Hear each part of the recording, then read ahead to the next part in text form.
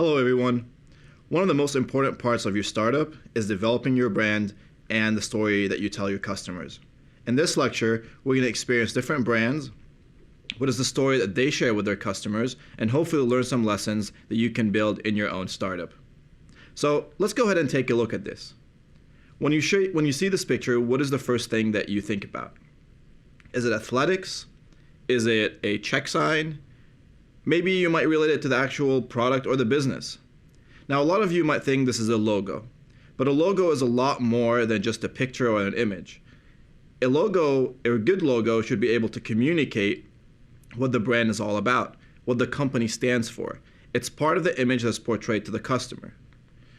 Now, a logo is not just a graphic that you create in Illustrator or maybe PowerPoint. You need to think about how does the logo create a story. How does the logo is simple and clean, and you've probably seen over the past 5 years a lot of companies change their logos. I encourage you to do a simple Google search of how maybe HP changed their logo over time, or Apple, and you can see how the logo actually reflects the culture that was going on during that time. Again, the company is adapting, so your logo should adapt as well. Now, the branding is a general image of what your customers see about your product or service. It's not only about seeing, it's also about feeling. So let's do this simple exercise. Close your eyes for a second. I'm going to say a couple of words and I want you to feel something when you hear that company's name. How about Disney? What do you feel when you think about Disney? Is it happiness? Is it magic? Is it excitement? Is it being a child? How about Apple? Do you feel luxury? Do you feel shiny objects? Do you feel excitement? Do you feel innovation? So you can see how a company's name actually can generate some feelings and emotions in you, because you're not really just buying a product or service from that company, you're buying the entire experience that that company is selling for you. And I encourage you to create a startup, and when you think about your own brand, to think about what is that experience that you want to create. What do you want people to feel when they think about your product or service? So go ahead and pause this video for a second, and I want you to write maybe 5, maybe 10 keywords of the feelings that you want your customers to encounter when they think about your product or service. Branding is not what you say it is. It's what the customers feel. It's what they say. You're going to see that there are a lot of examples over history where companies thought that customers want this. They've done focus groups, they've done market research, and they thought that the customer wants something, or this is how the customer should feel. Then when the product is released or launched, the customer feels something completely different, and the customer basically chooses a product that was not the result of the market research. So during your development process, and as we develop this minimum viable product, I want you to reiterate with your customers exactly what they're trying to feel from your product or service. Show them maybe some samples, maybe some renderings. Let them interact with the product throughout the process so you can understand exactly what they feel and what they want. Now, the branding world is really big. It's not just, again, about a logo or about a color or about a website or about business cards or flyers or brochures or any of that stuff. It's about all of it together. Basically, these are mediums that you interact with your customers. So whether your logo is really appealing and clear and stands out compared to the other competitors, what is your messaging? Maybe even when someone calls your customer service line, you have a pretty exciting experience. I encourage you to call, for example, Disney. When you call a Disney customer service line, you don't just get someone that says, "Hello, I'm Jessica, thank you for calling Disneyland." You actually get an entire experience with it. You're going to get someone that says, "Hello, my name is Jessica. I'm a fairy at Disneyland. Welcome to a magical day." So again, the story that Disney is trying to make you feel from their website, from their brand, extends to even their customer service line. Now, this is an additional video that I encourage you to watch. You can click on it directly from your slides and go ahead and watch why does your company need a brand. So let's go ahead and talk about 3 main things. The first thing is you need to rise above anyone else. And we currently know that. There are competitors in the market, and we talked about how do we stand out from competitors. But in your brand, you can also have another chance to stand out from the competitors. whether your brand is clear, whether you have a better customer service, people get attracted to different things. So you just have to understand your customer and how to rise above the competitors. So if you think about products, for example, like smartphones, the iPhone was not the first smartphone on the market. BlackBerry dominated for a long time, but the iPhone was able to innovate, was able to come and was able to rise over all the other products. Why was the Apple iPhone able to do that? Think about that. The second thing is when we talk about cars. We look at big companies like GM and they produce maybe 2 or 3 different product lines and they target different sectors of the market. Maybe low end, maybe mid-level, and maybe luxury. So what is the branding? And you can go ahead and watch maybe a commercial for a Cadillac compared to a commercial for a Chevy Volt. You can look at different things and you can see how the messaging is different in order to stand out, in order to target different customers. Now, if I also mention different car brand names, you associate them with different messaging. So for example, Toyota is going to have a different messaging in terms of longevity of the car and the maintenance and things like that compared to a Ford or to a Chevy or to a Kia or to a Hyundai, right? So think about how over time people have understood this message and took it in. You can even do the comparison between Coca-Cola and Pepsi in terms of their branding, in terms of their marketing, and what they actually sponsor in order to reach their customers. Now, the second part of things is picking your color, the graphic style, the imagery. Colors do have a meaning. They do create some feelings inside of us because it's part of our sensory perception with the world. It does affect our emotional state. I encourage you to think about maybe a restaurant that goes with the blue color.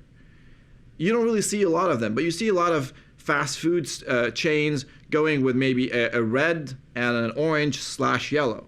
Because red and orange actually excites you and creates more of an appetite for food.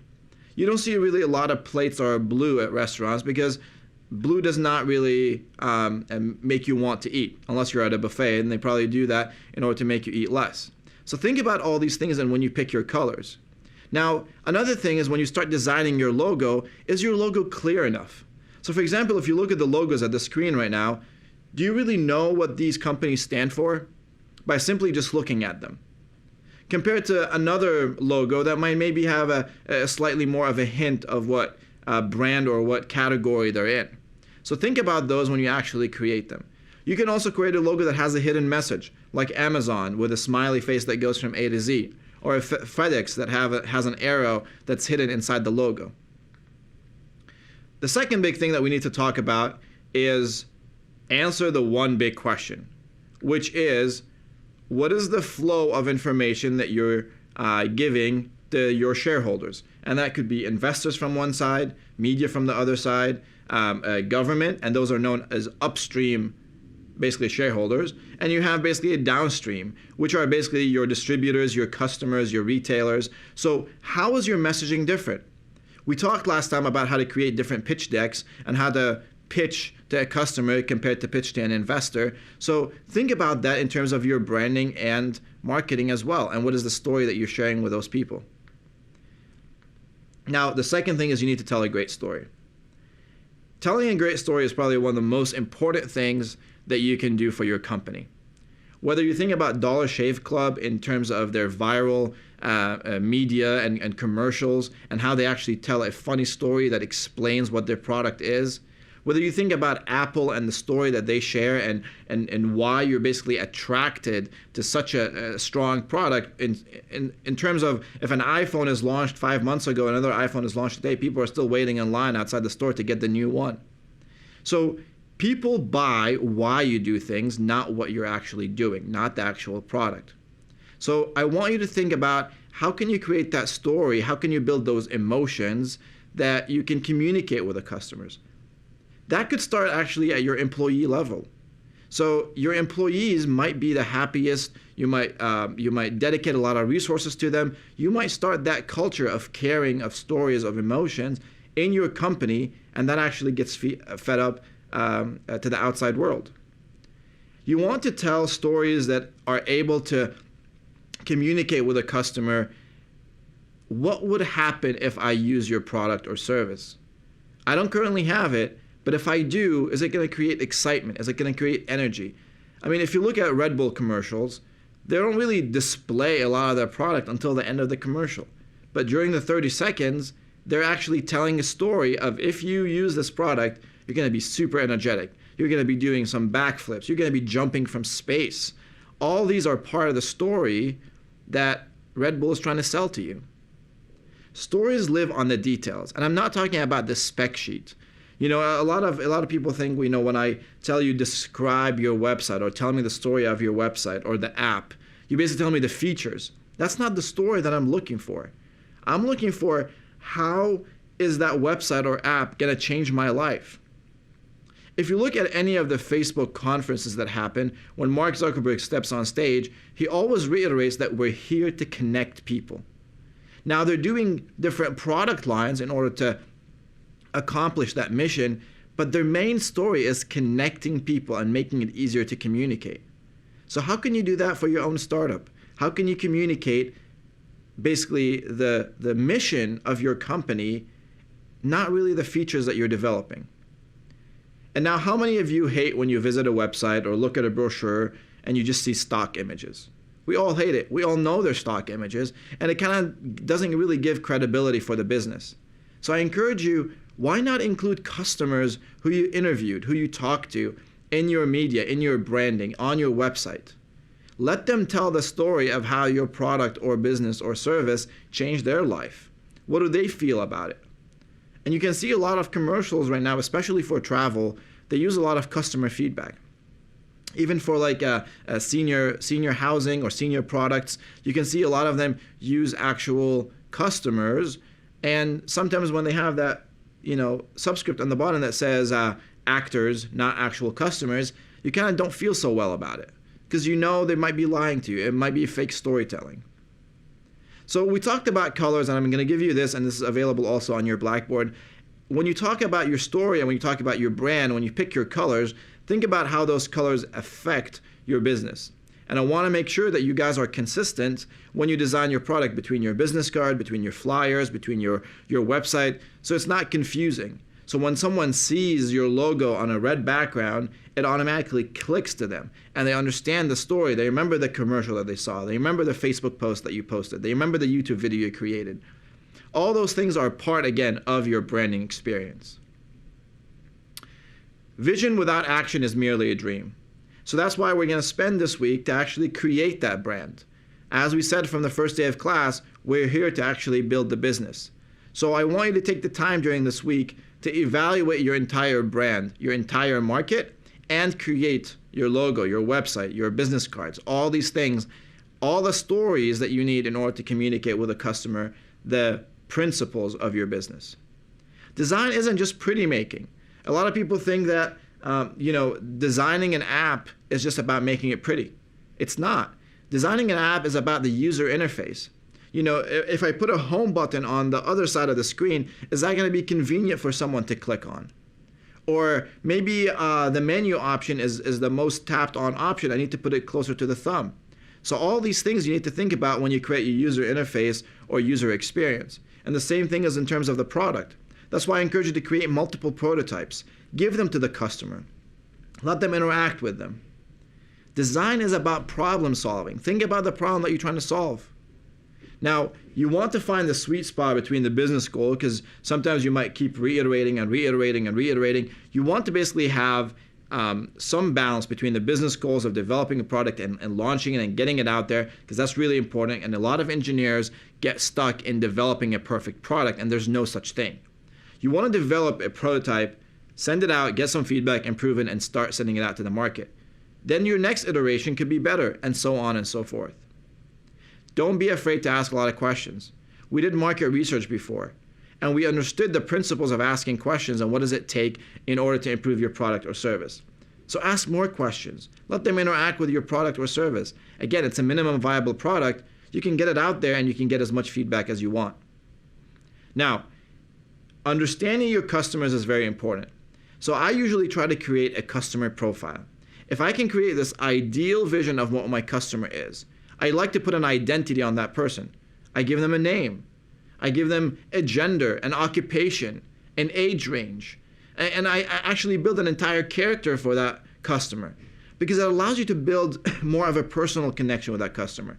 You might not know that person, but you think that you know what your customer is going to be like in terms of the demographics that we talked about. So in this week, we're going to create that customer profile for you.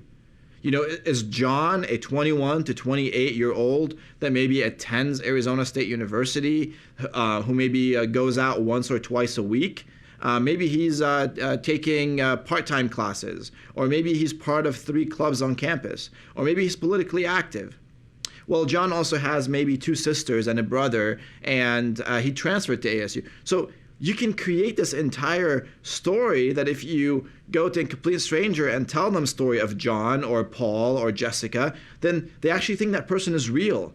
And once you create that person on your team, then you can start building products or service that satisfies the needs of that person.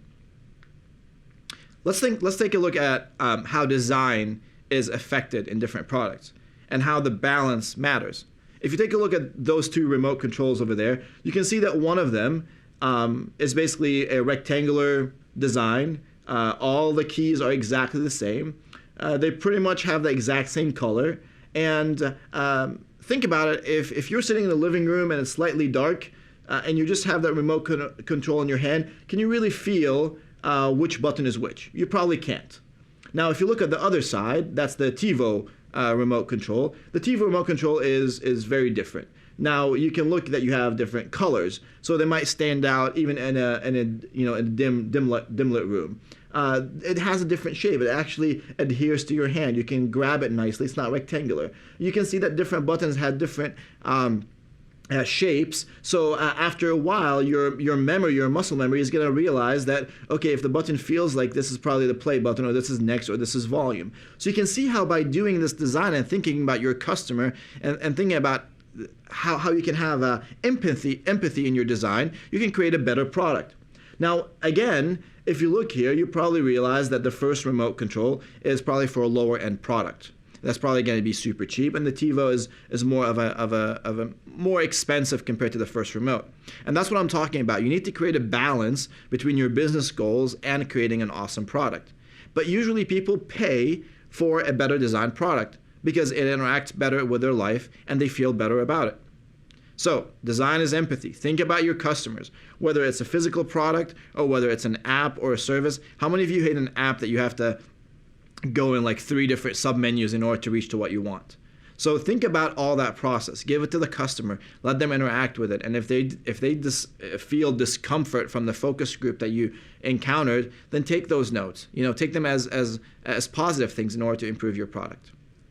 Now, this is a pretty popular quote, and one of the biggest things that entrepreneurs encounter, they say, well, the customer said they wanted this.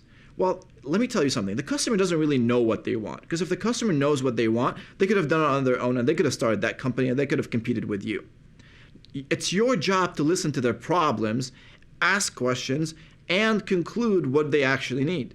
And again, it's an iterative process. Sometimes you might hit it, and sometimes you might not. So think about that in the process of developing your product or service.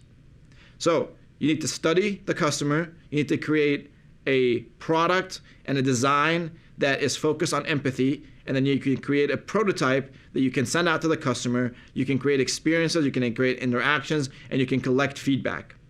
Now, that prototype doesn't have to be super creative or super difficult. It could start as a paper sketch of what the app might look like. It might start at a 3D printing, very rough, not really caring about interferences, not really caring about any of that stuff, just to get a product in your hand and in the hands of the customer. So when building a product, you need to basically build everything based on this pyramid. First thing you need to think about, which is the foundation, is functionality. How is this product going to be used? Second thing, is it intuitive enough? Do I have to create a booklet to explain how this product is going to operate, or how to install this product? Is it going to be plug and play, easy to use? Is it efficient? Is it efficient to spread among different people, and is it efficient to use? Is it comfortable? We talked about the remote controls. Which one would you rather hold? And does it create delight? Does it create that feeling, that emotion of excitement, of happiness that we talked about? So if you build your business thinking about all these different components, you will actually have a product or a service that people want. And you're not going to struggle by launching a product that's just going to sit there, and not really get sold. So this process is iterative. You need to study, you need to collect that information, create a prototype, study again, and that's why we're creating MVPs. And that's why we need to create MVP 1, MVP 2, and MVP 3 until we reach a point where it's just ship it. And that is kind of the difficult point of when do we ship? Well, you need to basically set a goal in your mind in terms of spending on your product or service, in terms of a timeline, so you're not stuck in this cycle, and you need to get to a point where you need to exit and get your product to the market as fast as possible. And then maybe release a version 2 and version 3 that has more improved design based on the feedback from the customers. So I want you to take a quick couple minutes in order to watch this great video about product market fit. It helps you to understand how your product's going to fit inside the market and how you understand your market better in order to deliver a product that actually works better for your customers. So that is all for today. I know it was a lot of information, but we're going to create a really cool story for your business, a really cool brand that's able to communicate with your customers. So make sure that you think about all these components. You use a lot of the resources that I have available for you on Blackboard. If you guys don't do graphic design or anything like that, but it's your job to create the story. The graphic designer is just going to move things on Illustrator and create a logo for you. It's your job to create what is that story and what do you want to come out of that design and out of that entire experience for your customers. I'll see you next week, and thank you for watching.